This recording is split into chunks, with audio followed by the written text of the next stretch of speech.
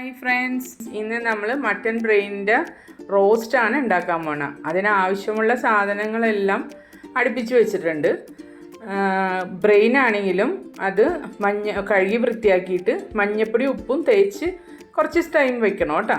എന്നിട്ട് ചട്ടി ചൂടാക്കിയിട്ട് ഓണിയൻ ഇട്ട് ഒന്ന് കുറച്ചൊരു വാടി കഴിയുമ്പോൾ അതിലോട്ട് ഇഞ്ചി, പച്ചമുളക്, വെളുത്തുള്ളി അതെല്ലാം ചെറുതായിട്ട് അരിഞ്ഞ് വെച്ചിട്ട് സവാളയിലോട്ടിട്ട് എല്ലാം കൂടി ഒന്ന് മൂപ്പിക്കണം. നന്നായിട്ട് മൂക്കട്ടെ കേട്ടോ. അത് ഒരുമാതിരി ഒരു റെഡിഷ് കളറായിട്ട് വരുമല്ലോ. അതിന് ശേഷമാണ് നമ്മൾ ഓരോ പൊടി ഇടേണ്ടത്. പെപ്പർ പൗഡർ, പിന്നെ മസാല പൗഡർ,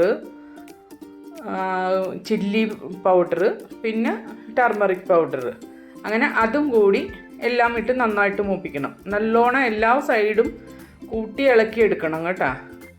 അതിലകത്തോട്ട് നമ്മൾ നേരത്തെ തന്നെ കുറച്ച് തക്കാളി കുഞ്ഞു കുഞ്ഞായിട്ട് അരിഞ്ഞു വെച്ചിട്ടുണ്ട്. അതും കൂടി ഇട്ട് അതിൻ്റെ ഒപ്പം വേപ്പിലയും കൂടി ഇട്ട് വീണ്ടും നന്നായിട്ട് ഇളക്കി കൂട്ടണം. അത് എല്ലാ സൈഡിൽ നിന്നും എടുത്ത് ഇളക്കണം കേട്ടോ. അത് നല്ലോണം ഇളക്കി നല്ല മൂത്ത് വേകാൻ വേണ്ടിയിട്ട് ഒന്ന് അടച്ചു വെക്കുക. അതിന് ശേഷം വീണ്ടും തുറന്നിട്ട് വീണ്ടും നന്നായിട്ട് ഇളക്കണം. എല്ലാ വശവും റെഡി ആയിട്ടുണ്ടാകുന്നറിയണം. അതിൻ്റെ മേലോട്ട് ആവശ്യത്തിന് ഉപ്പിടുക. നമ്മൾ നേരത്തെ ബ്രെയിനിൽ പുരട്ടി വെച്ചേക്കണ കാരണം ഓവറായിട്ട് ഇടണ്ട, കുറച്ചിട്ടാൽ മതി. എന്നിട്ട് അതിൻ്റെ മേലോട്ട് ഈ ബ്രെയിൻ എല്ലാം കൂടി ഇട്ട് ഒന്നും ചെയ്യണ്ട, പതുക്കെ ഒന്ന് അനക്കി കൊടുത്തിട്ട് അത് മൂടി വെച്ച് വേവിക്കണം.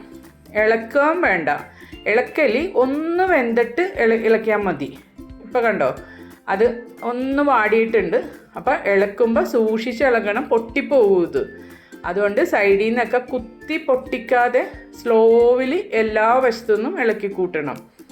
നന്നായിട്ട് തന്നെ ഇളക്കണം, എല്ലാത്തേലും പിടിക്കണം. ഉപ്പൊക്കെ ആവശ്യത്തിന് ഉണ്ടാവും. നമ്മൾ ഒരു പ്രാവശ്യം ഇട്ടേക്കണ്, പിന്നെ അതിൽ പുരട്ടി വെച്ചതുകൊണ്ട്. അതുകൊണ്ടാണ് ഓവറായിട്ട് ഉപ്പിടണ്ടെന്ന് പറയണത്.